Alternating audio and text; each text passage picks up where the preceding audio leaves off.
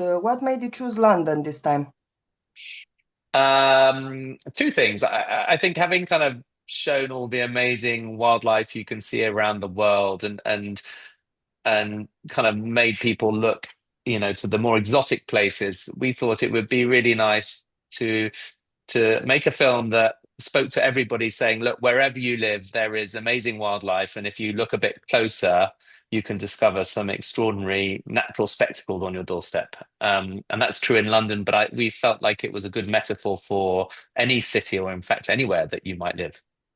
There is a scene there with the foxes. He's sitting on a little chair, and the foxes are next to him. Can you tell me about that scene? Was that staged or it just happened? No, it was totally natural, and so we worked with a guy called Matt Moran, who's been filming and following the foxes in his neighborhood in Tottenham for many years, and he's come to know exactly where they live, where they hang out, where they go to feed, and I spoke to him and I said, "Well, do you think we might be able to get David Attenborough to meet one of the foxes?" And he said, "Yes, I think we can." And of course, when Sir David turned up, the weather wasn't quite right, and they weren't quite showing, well, oh God, this isn't going to work. And then, sure enough, like he promised, eventually they all turned up, and there ended up being three cubs playing around him. One of the funny things is David kind of rubs his fingers together to try and get the fox to come closer to him, and the guy Matt Moran who follows the foxes, he was very clear with us. We're not going to use any food to attract the foxes because that's not what I do. I want them to behave naturally. So we didn't bait the foxes. They just came to him. But I think some people think when David's doing that, he's, I don't know, offering them some food, but it was all totally natural and just lucky. What can you tell us about Sir David? What's one lesson that you learned from him? I think the lesson I've learned from him is definitely about integrity. I said this on the other interview, actually. I can't think of any other person who's so loved and so famous around the world who has never done anything to sell out. He's never voiced an advert. He's only ever been himself, and he's always been adamant that, you know he doesn't want to make a fuss. He doesn't want to make a big deal about himself. He's just here to tell you about how wonderful nature is and show you the wonders of the natural world. And interestingly, he always says, well, of course, I'm just the person here kind of telling the stories and turning up. It's all about the film crews and the camera operators who waited days and days. But he's been so consistent and never done, and always only acted with things that he thinks are right and truthful. And I think once you get to 100 years and you've lived life like that, it's incredibly inspiring. I think leading on from what we said before, interestingly, it often sounds like in urban environments, animals are their population numbers are rebounding, and you wouldn't think that was the case, but quite often in the countryside, it's becoming more intensively farmed, and animals are coming into the urban areas because there's almost more natural habitat for them, which sounds counterintuitive. So, and especially in England, where we have a culture of gardens, these gardens have become a refuge for wildlife. And a lot of hedgehogs is a great example. Hedgehog numbers in England have declined dramatically over the last 50 years. But the place where they're doing best is in cities because people have gardens, and these gardens they don't use pesticides, so there's more insects for the animals to eat and this kind of thing. So it's really interesting to think that in the future we can create our cities as sanctuaries for wildlife rather than these places which they're banished from. You said something about lenses, and that gave me an idea about the next question. How Yeah. has the wildlife filming technology evolved in the past 10, 15 years? And how did it help on this project? I mean, the new technology. We write a lot about technology, and I'm really interested. Yeah, well, I mean, one of the really obvious ones is drones. Until about 10 years ago, maybe 12 years ago, if we wanted to get an aerial of something, you'd either have to hire a helicopter or rig up some complicated cable dolly, and it could take you days. Whereas now you can fly a drone more or less wherever you want, and you can get very close to the animals. So a good example of that in Wild London is we flew a racing drone inside a flock of parakeets as they flew to their roost. So you can get these really interesting angles from the air, following animals and kind of overhead perspectives. Another thing I would say that's changed a lot is remote camera technology. So the animals that are really elusive and it's hard to get close to, even if you have a really long lens. Now there's very affordable remote cameras you can set up, and if you're smart and you work out where the animal's going to go, you can get these very intimate, high quality images of animals walking past.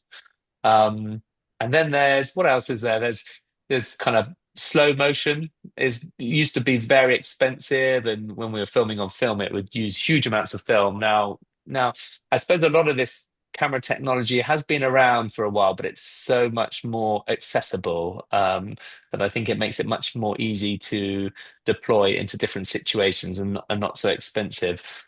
Uh, all this camera equipment for my money, the best thing it's enabled us to do is to be able to tell these stories from the animal's perspective rather than from the camera operator's perspective. And that's one thing I love to do is to try and tell our wildlife stories more like a drama where the animal is your character and you're seeing the scene from their perspective.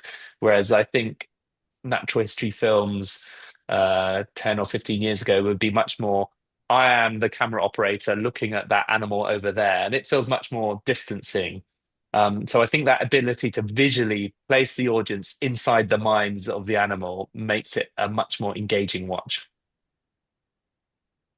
Do you think this kind of documentaries can change people's perspective on nature and how to protect it, maybe? Yeah, absolutely. Actually, it's been one of the most rewarding things about making Wild London is the response in England has been phenomenal. And considering it's just showing animals most British people are fairly familiar with, their response has been so huge, and it's really galvanize people around the country to go and kind of take photos of the animals on their in their gardens or on the streets. And although the film was about London, the messages in the film are relevant to anyone in England or anyone in Hungary or wherever. Is this idea that there's little things everyone can do to make their little part of this world better for nature and for wildlife. And one of the things we say with natural history is if we show people the wonder of the natural world, they'll fall in love with it, and then we hope that they will go on to protect it. And it's a big debate, do you have a really hard-hitting conservation film that says how desperate the problems are for wildlife around the world, but which is important, people know, but it often makes people feel a bit helpless, like there's nothing they can do.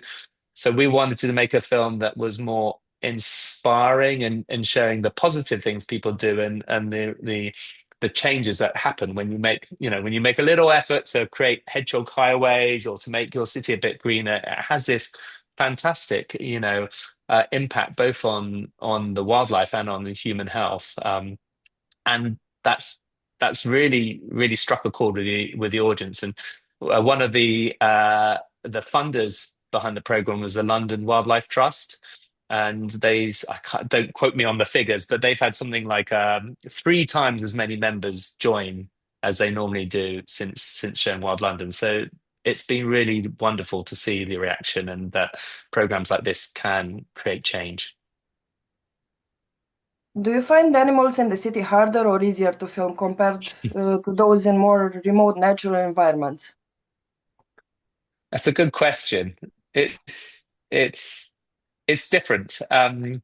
One of the difficult things in the city is getting the permissions to film. Every street or every building, you have to get different permissions. So if the animal suddenly goes to a different place, you can't necessarily follow it, not because you couldn't physically do it, but because you haven't got the right permits to go and film in that building. So that can be tricky and take a lot more organization. Whereas when you're filming the wild, once you've got the permission to film in the national park, you can probably go wherever you want to go. Um, but then there's other situations, where a lot of urban animals are used to living around humans. So the foxes are a good example. They live their lives, skulking between the feet of the public, and so actually getting close to those foxes is not as hard as it looks. Some of them are very bold and used to going to raid bins and go up to people to scavenge. So it was quite easy to get close to them. Or pigeons is another example. Pigeons are very bold, so it was very easy to get close to the scene with the goal capturing the pigeon. So, and I suppose also you've got more people there. People, especially with their phones and CCTV camera, that it can be easier to find stories because there's so many people recording it these days.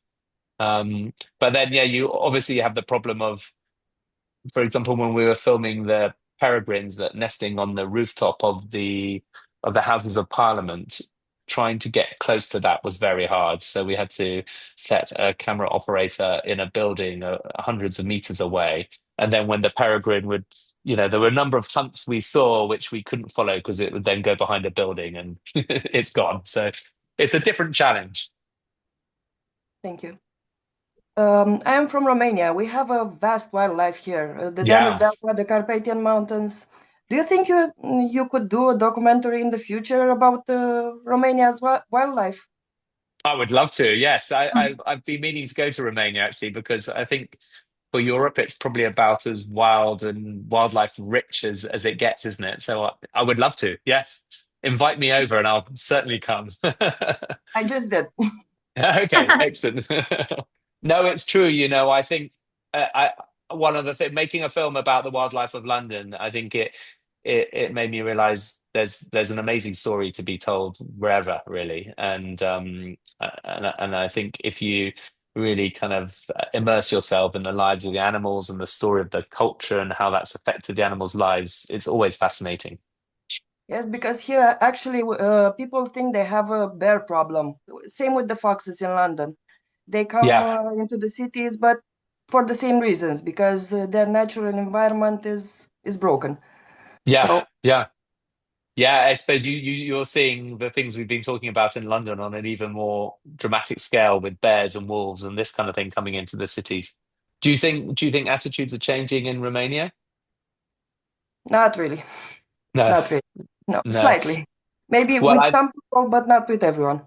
I think it's interesting, isn't it, as well? I think there is a bit of hypocrisy maybe in the people who live in cities these days and don't interact with nature and they don't necessarily rely on the countryside for their well-being and their livelihood.